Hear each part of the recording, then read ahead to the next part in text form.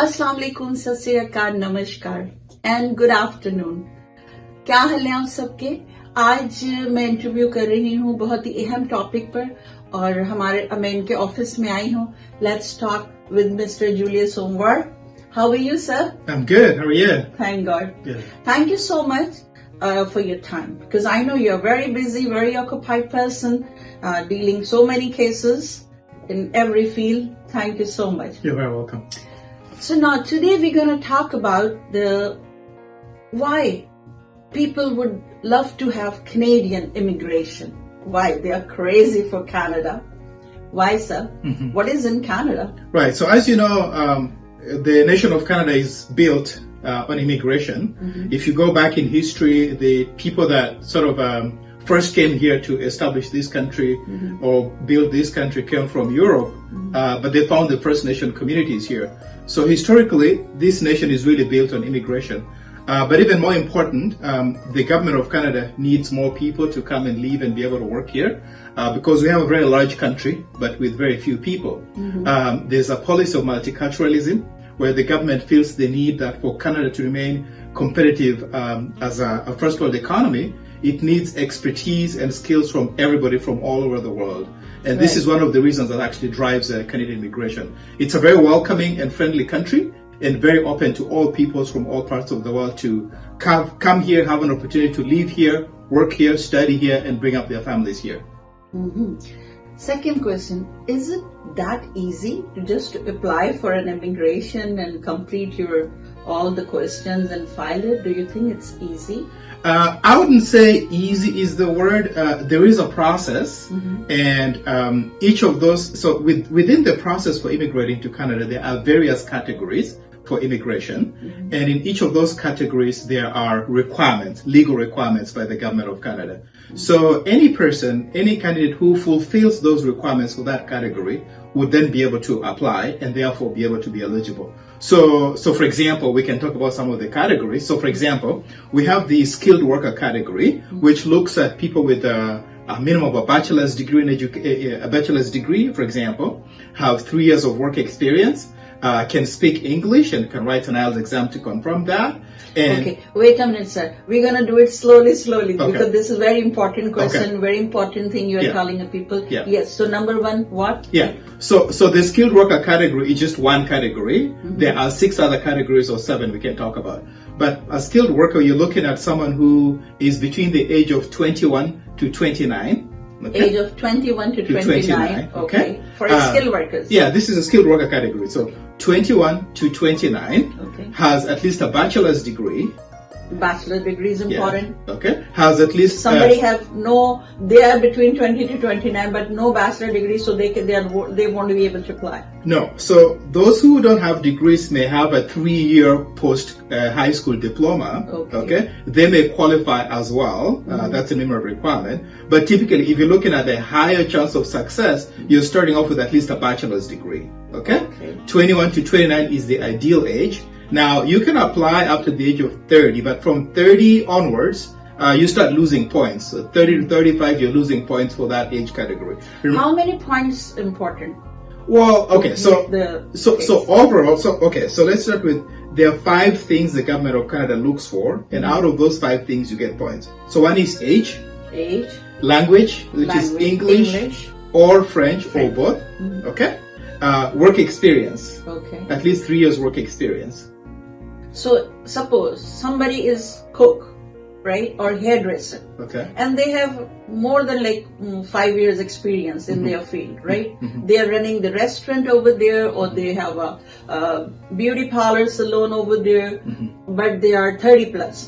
They would be able to come and they are fit in this category?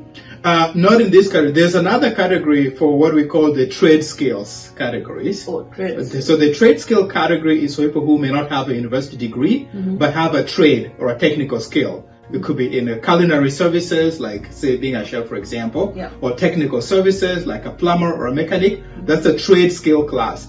But that's a separate class and there's separate requirements for that. And the point score for that category is a little bit low. English language requirement scores us a little bit low for that category. But we were initially actually talking about the 5 requirements, which are age, level of education, okay, language, work experience, which is at least 3 years minimum work experience acquired overseas. And the third one is something called adaptability. So in adaptability, they look at things like, do you have any blood relative who's already living in Canada? So a mother, father, brother, sister, stepbrother, stepsister. So they can sponsor them in this category? No, you can come as a skilled worker, but if those people are already here, you get points under that category. How many points, sir? So under this category for adaptability, if you have a relative here, you get 12 points. Just for the fact that you have a blood relative. Remember, it's a blood relative. So brother, sister, mother, father, stepbrother, stepsister. Okay? Or adopted brother or adopted sister.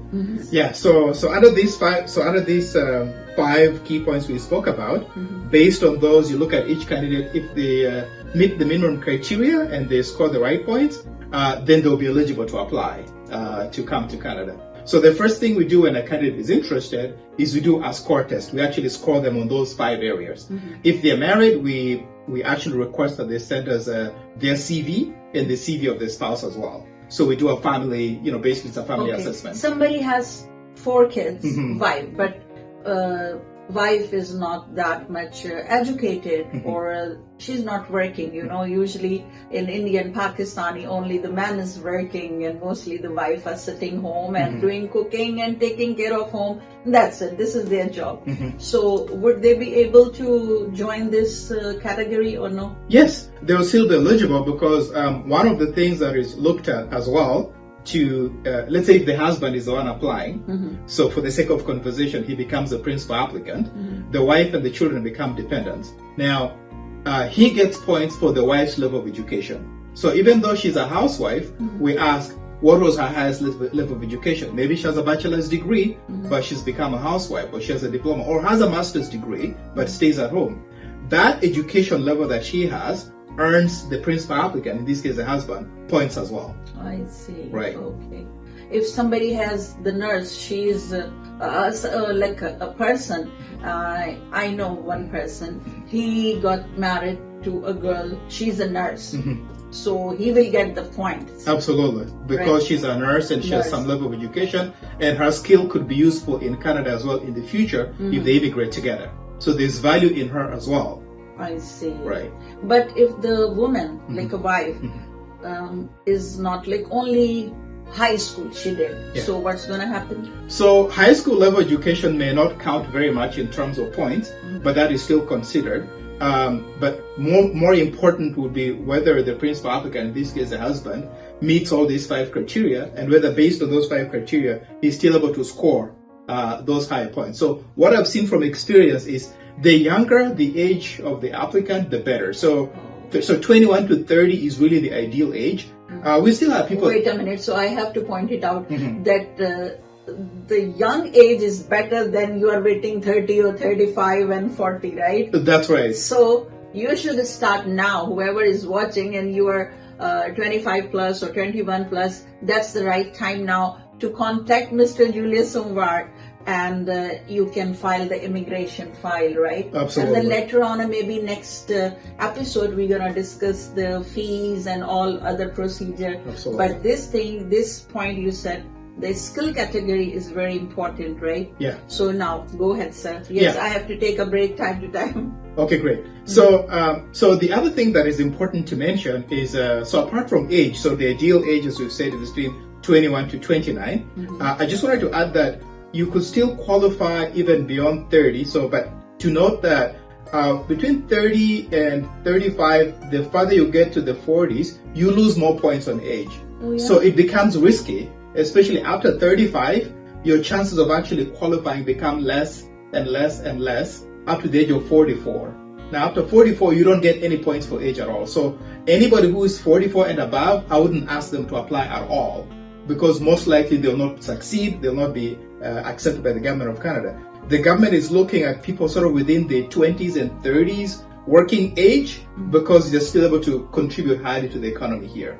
So that's an important point to take note of. The other thing to take note of is there are certain careers or professions that are highly in high demand in Canada. So for example, people in IT, for example, medical services, pharmaceutical services, research in science, biological, biomedics, biochemistry, business management, business services and things like that, financial management and financial services sector. These are sort of the kind of qualification that I've seen in my experience that are in high demand because there are opportunities for those, and people who have those skills and also within the right age category tend to be the sort of more successful applicants. We'll be back